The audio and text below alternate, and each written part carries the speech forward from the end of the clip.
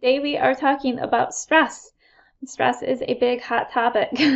I know a lot of us have been told, accused of having stress hives, or well, you just need to stop stressing and your hives will go away.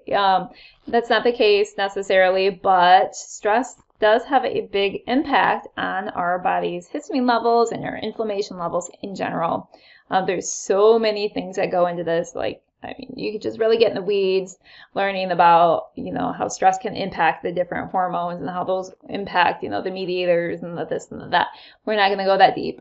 Just know that stress does contribute to that inflammation bucket.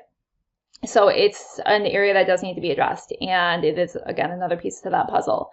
And again, this is why sometimes, when we go super strict on our diet, we're actually doing ourselves more harm than good, because we stress our bodies out physically if we're not getting enough nutrients, and then we also are stressing ourselves out mentally, emotionally. It can be really overwhelming. You can feel resentful, and things like that. So stress, as I said, definitely can contribute to your symptoms, and we want to keep that under wraps as best that we can. I do recommend that, if you're really struggling with this, if you're struggling with,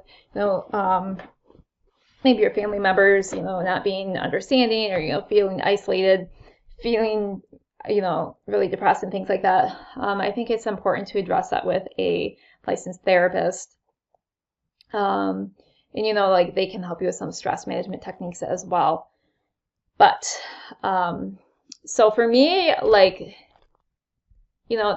everyone's going to be a little bit different, what resonates with you, think about right now, how do you manage stress? Back in the day, I used to be a super high stress person. I'm so high stress, so high anxiety, always kind of thinking the worst, expecting the worst, and getting into that reactive mode. It's that fight or flight mode, getting into that mode, and that increases your cortisol levels. And, like I said, it has a cascading effect on your inflammation and on your hormones and all these things that contribute to your inflammation. So you have to learn ways to get out of that into, it doesn't mean that you don't have a stress, you don't have stress. There's no stress-free life. Stress is a good thing in small amounts, challenges our bodies. It's good. But, it's this prolonged stress that's really harmful. And it's, getting ourselves worked up when we're in these stressful situations. So, we're going to talk about a few different stress management techniques today, and pick one that resonates with you. What sounds like something that you would actually do, if you're not into meditation and that you're not going to meditate, don't pick a meditation, pick something else.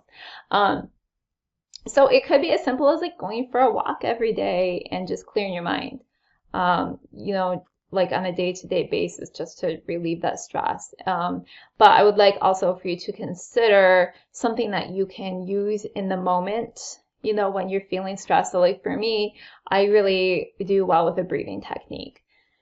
I like to do the breathing technique because nobody knows I'm doing it, for one, and I can do it in the moment, and it does really help to, have that physiological response that you get in a stressful situation. So I'm able to calm myself down, and get that stress under check just right in the moment. So it's something that you'll want to practice, when you're not feeling stressed, practice it every night, maybe before bed.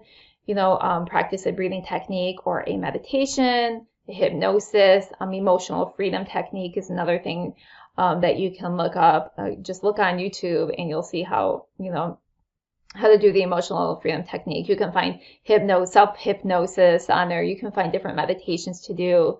Calm app is an app that you can download that has some meditations on it. So just really trying to find what resonates with you. Maybe you want to try, a couple different techniques, or maybe you want to try all the techniques and see which one you like best.